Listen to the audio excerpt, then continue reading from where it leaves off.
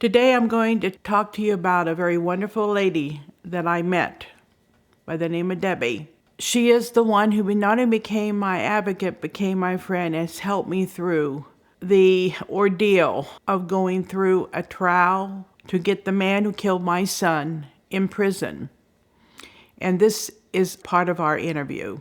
Everything that she had been through with the court system down in Lubbock, Texas, was a nightmare. From day one, it was a nightmare.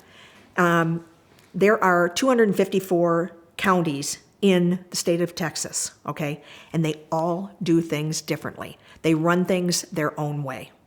The prosecuting attorney that she was involved with down there was horrendous. I mean, he was just, well, there's a lot of words you can use, but he was horrible, and he treated her horribly. He treated her like she was woohoo, if you want to call it. Senile, and that was the word that what's-her-name used. I mean, that's how they treated her, and it wasn't as a victim, okay? And so they had a victim advocate in their office, and they also had a mad victim's advocate, so that was her title. They have people there that are independent, supposedly independent. The one I had was not. She was working for behind the scenes, working for the DA. Well, she called me, and called me back because I left the message for her, and she called me back, and I was at work as an HR professional, and she started screaming at me and telling me, who the heck told you that I was going to be down at that event? You know, they have no right to. It's like, whoa, wait a minute. He goes, and that's when she told me that, you know, I don't know why you're listening to Sara. I said, well, we found out that you're supposed to be down there, and, you know, Sarah's going to be there. Well, I don't know why you're listening to Sara, because she's senile. Oh, my gosh. And I said, do you know who you're talking to? For number one, I am a victim's advocate for MAD. Have you ever lost anybody? Have you ever lost? No, I never have. And I said, you have no idea. You have no idea the grief that she is going through, and you are going to call her senile? I could not believe the difference between somebody who's ethical, somebody who wants to do the right thing, versus people who didn't really care and was doing things that they should not be doing. And this is provable. You can Google it if you want to. I guess I was in shock. I couldn't believe that people could be treated the way I was treated as a victim. I mean, I was livid over this. Okay, so I've got a bad taste in my mouth to begin with. So we get down to this court hearing, and number one, you're supposed to have, when you go down in any place, you're supposed to have a special room that you take your victims to, so they don't have to have any interaction, and you don't want them interaction. You don't know what the other person's going to do from the family. They didn't do that. They left us standing in the hallway, where here they are milling about here, you know. Anyway, but let me go back up here, because this is the meeting that we had, you know, with this prosecuting attorney. He would not allow us, first of all, we get met into this room. He's not going to allow us. He's going to take Sara back to the room because he needs to talk to her, have a talk with her. And so Christine and I were there, along with David, and Christine said, well, you know, we're her advocates. Can we go back with her? No, we have advocates here. She doesn't need you. I was not being told that there were hearings, because they did not want me there. And I had sent in a note to the DA, to the assistant DA, on up the ladder to the Attorney General, saying that I would be there. Well, an incident happened. A lot happened that day, but I only want to tell you about one thing. We were standing in the hallway, and Dennis Rodriguez Obeda Jr., who killed my son, had already been out on 2 bonds and had disappeared both times, and each time he was let out again. Well, this was the 3rd time that he was coming to court. And of course, I was there.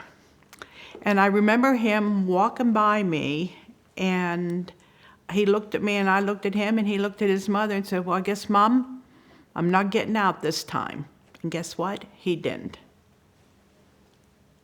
Because I was there. There was somebody there to represent my son. Now, this can happen in reverse, too. This can happen if there's a whole bunch of people there for the defendant. And I said to the one marshal, I said, they got 15 minutes. Because if she's not out in 15 minutes, we're going in.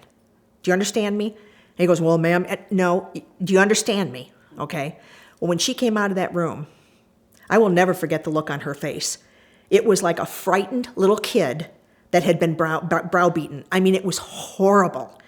And, you know, then we had the meeting with them afterwards, and this mad person is in there, and she's standing up in the back, and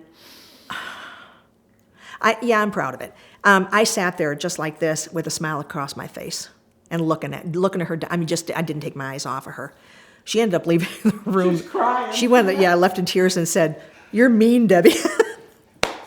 You have no business treating this woman this way. You called her senile, and you're supposed to be her advocate. You know, this is deplorable." So I used to know, well, she was the CEO of MAD at the time when I was working there, and she had left. Well, she left. She went with the Cancer Society, and she's the CEO for them now. But Debbie Weir was with MAD, and I called her and I said, "This is what happened with this MAD person," and she was no longer a victim's advocate after this. But it's, you know, because that's not right. You don't treat people like that. And what they did to her, I'm not kidding you. But by the time she finally came out, we were left with one marshal. I guess they finally realized that we weren't, you know, this big threat. So I got a smart mouth on me, and I walked past them as they were leading us out. I put my hand out and shook his hand. I said, "Thank you, did a heck of a job guarding us." Pardon me. And that's why it's almost... Because the DA did not like to follow victims' rights. The Attorney General didn't care. It was just simply that way. I don't mean to sound cruel. The system doesn't care. All they want to do is get rid of these cases. They don't care. And I know how it feels, and they should never have put her in that position. She never should have been put in that position to where she had to sit there in a room where they're like standing above her, you know, and berating her and telling her that, you know, she doesn't need a victim, she doesn't need any other advocates. And so when we were talking to them afterwards, when they took us into this room and allowed Christine and David and I to be in this room, they brought her out, and Christine said, "So she's in Texas, she's from she's living in Texas now." And she's said, "Is there a statute that says that she can't have her own advocate? That she has to have your advocate?" And he, you know, was kind of stuttering. And she goes, "Well, I need an answer on that because that's something I need to work on if that's the case." Well, no, it's just that's how we do it here. So, like I said, every county in that state does it their own way. I'm not saying it's a bad state because it's not. You know, but unfortunately, you know, for more than one reason, obviously, she had to deal with these people and had no choice. I think having an advocate that does that, and it's very rare to get that. I don't know